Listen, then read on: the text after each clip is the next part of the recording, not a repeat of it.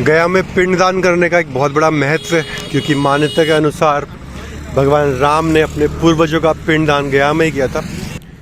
तो गया की ज़मीन पे किसी का दाह संस्कार करना भी बहुत पुण्य का काम माना जाता है। ये माना जाता है कि उसको मोक्ष की प्राप्ति मिलेगी। तो ये फाल्गु रिवर के बेस पे नदी एकदम सूखी है, तो वहाँ पे किसी का दाह संस्कार की तैयारी चल रही है।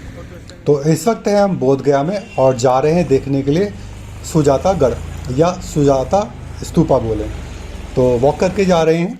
और ये आ गए हम सुजाता स्तूप देखने के लिए। बौद्ध धर्म में इस जगह का बहुत महत्व है, बहुत ख़ास जगह है ये। तो ये जो आप देख रहे हैं इसको बोलते हैं सुजाता कुटी या सुजाता स्तूपा।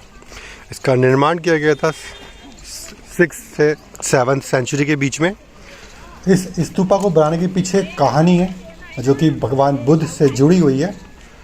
तो कहानी कुछ इस प्रकार है कि ये जो जगह है यहाँ पे एक गांव था। गांव की जो मुखिया थी, उस मुखिया की जो बेटी थी उसका नाम सुजाता था। और सुजाता एक आदिवासी थी। तो 3 स्टेज में इस स्तूपा का निर्माण हुआ है। गुप्त काल से पाल काल तक इसका निर्माण किया गया 3 अलग अलग स्टेज में, जो कि खुदाई के दौरान मालूम चला। इससे पहले यहाँ पे जो है माना जाता है कि जो सुजाता थी, जो ट्राइबल वुमन थी, वो यहाँ पे झोंपड़ी बना के रहती थी और उसने भगवान बुद्ध को खीर खिलाई थी। और उसी के उसको रेस्पेक्ट देते हुए जो है यहाँ पे स्तूपा का निर्माण किया गया। तो बोध गया से थोड़ा आउटर एरिया में ये स्तूपा पड़ता है। तो यही देखने के लिए बस अब हम आए हैं, इसको घूमेंगे। तो आप ये देख रहे हैं इसकी पूरी बनावट एक गुंबद तरीके से बनी हुई है, या बोले उल्टा एक कटोरे की जैसा शेप का है। 3 आप यहाँ पे लेवल देख रहे होंगे अलग अलग।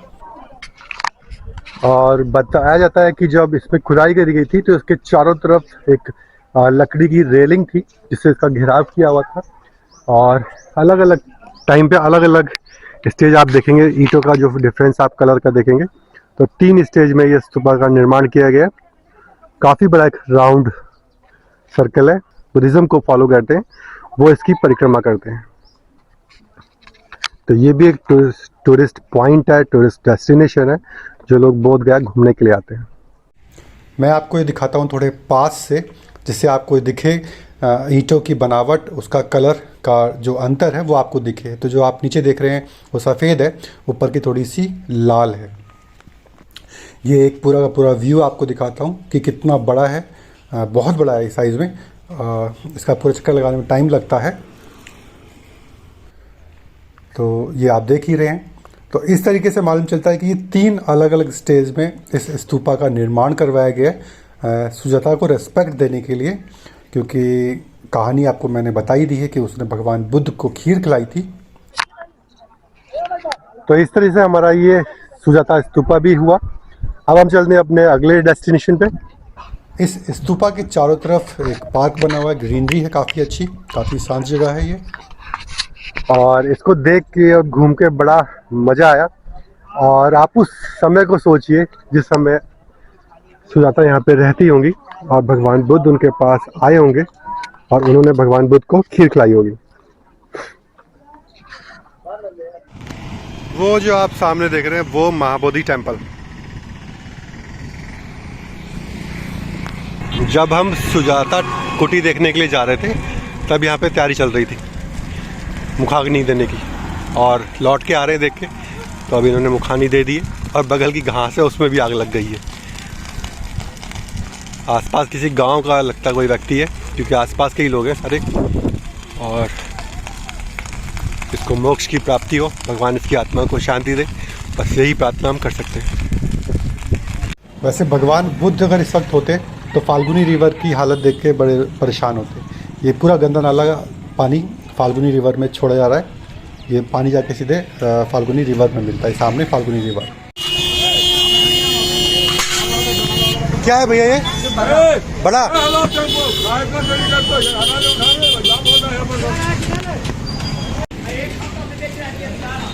ये क्या है?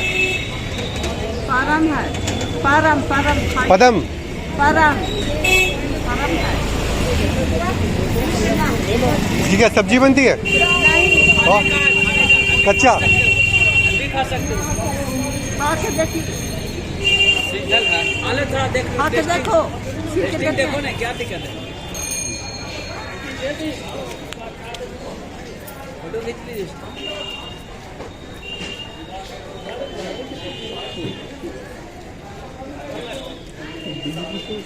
ये तो जड़ है किसी की। कैसे है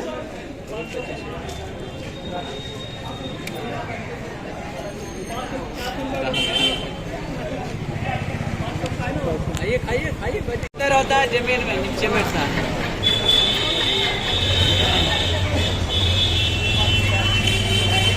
शकरकंदी का स्वाद है, जैसे उबली हुई शकरकंदी होती है, बस मीठी नहीं है।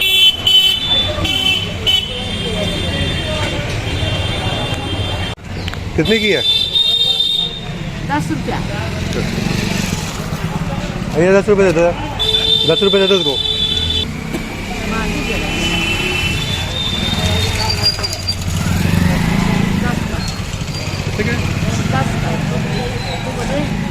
हमें नहीं चाहिए, हमें तो खाली वो टेस्ट कर दो, पूरा नहीं चाहिए।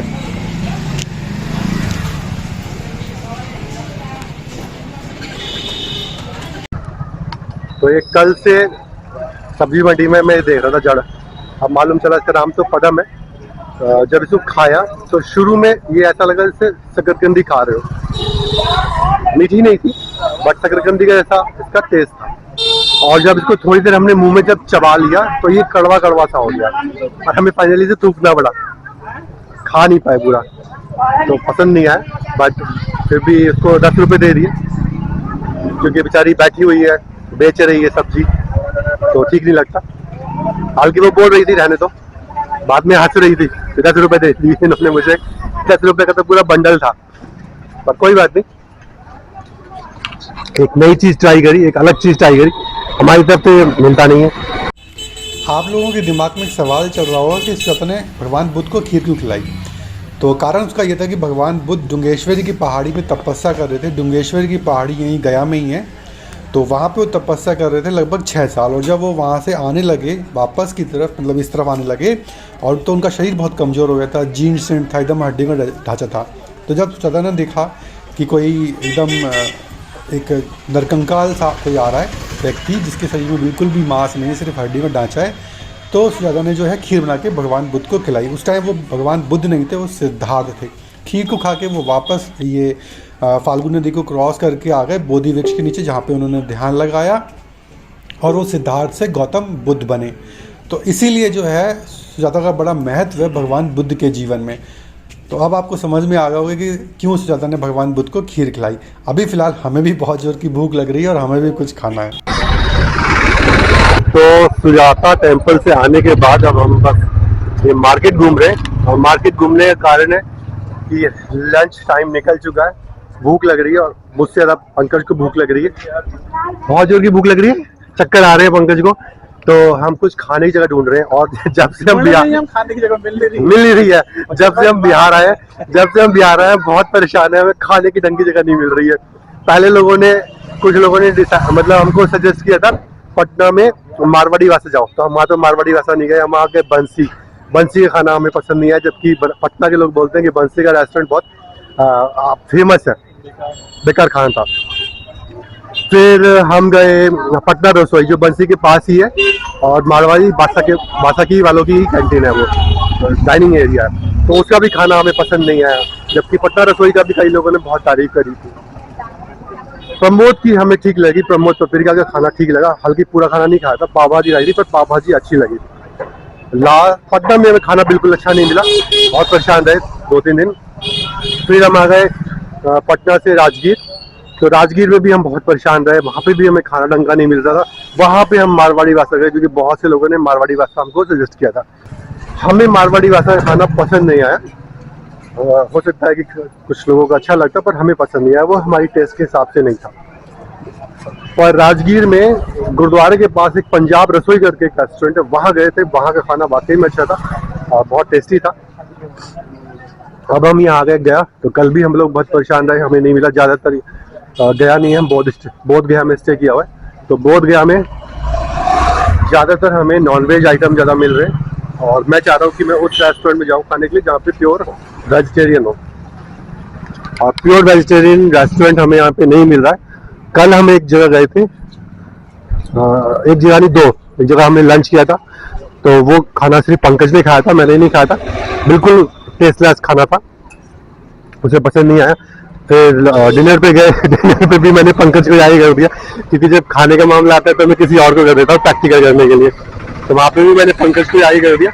तो वहाँ पे भी डोसा लिया, अच्छा नहीं था। मोमोज ठीक थे पर डोसा बिल्कुल बेकार था, टेस्टलेस था। अभी हम लोग आ गए बस, आज नेक्स्ट डे हमारा। अब लंच के लिए जगह ढूंढ रहे हैं, मिल नहीं रही है कुछ।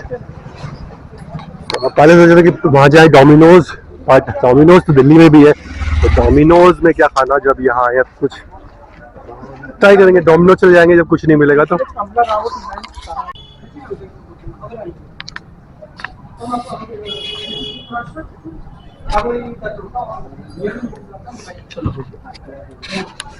तो अभी आ गए हम कीर्ति गेस्ट हाउस, और ये कीर्ति गेस्ट हाउस है महाबोधि टेम्पल के एकदम जस्ट पास। और यहाँ पे एक कॉफी शॉप है, बेस्ट कॉफी इन टाउन करके आउटलेट है। तो बस यहीं पे आ गए हम कॉफी और पिज़्ज़ा खाने के लिए। अरे हम जा रहे थे डोमिनोज, पर डोमिनोज थोड़ा सा दूर पड़ रहा था, और पंकज की जो है भूख के मारे हाल खराब हो रही थी, इसको चक्कर आ रहे थे और आंखों के सामने एकदम अंधेरा आ गया था, ये गिरने ही वाला था। तो मैंने कहा चल यहीं पे आते हैं अपन, यहीं पे बैठ के पहले कॉफी कुछ खाते हैं, कुछ पीते हैं।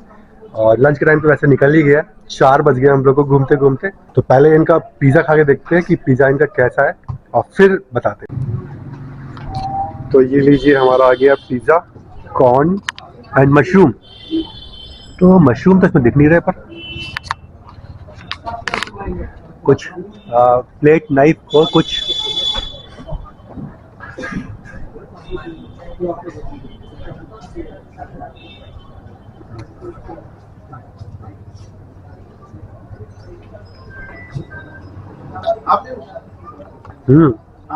वाकई में टेस्टी है।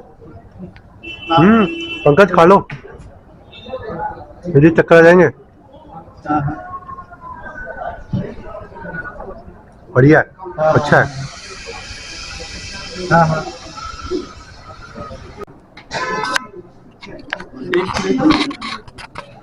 पिज़्ज़ा टेस्टी है, पर सर्विस थोड़ी सी ढीली है। एक एक चीज़ मंगवानी पड़ रही है, chilli flakes, oregano, tomato ketchup, tissue paper, सब मंगवाना पड़ रहा है। तो पिज़्ज़ा टेस्टी है, सर्विस में थोड़ा सा इम्प्रूवमेंट चाहिए। तो भाई पंकज कैसा है, कुछ एनर्जी आई खा के, कुछ मतलब ठीक लग रहा खा के? अच्छा एनर्जी, चलो हिम्मत आई पंकज में। अब हम चलेंगे दोबारा घूमने के लिए। तो बस पिज़्ज़ा खा के हम निकल गए हैं बाज़ार को घूमते हुए, बुद्ध भगवान की एक बड़ी सी मूर्तियाँ 80 फीट की, उसको देखने के लिए। पर वो दिखाएंगे हम आपको अगले वीडियो में। तो अगले वीडियो में दिखाएंगे बोध गया का बाज़ार और वो मूर्ति। अगर आपको हमारा वीडियो पसंद आया तो वीडियो को लाइक कीजिए और चैनल को सब्सक्राइब। धन्यवाद।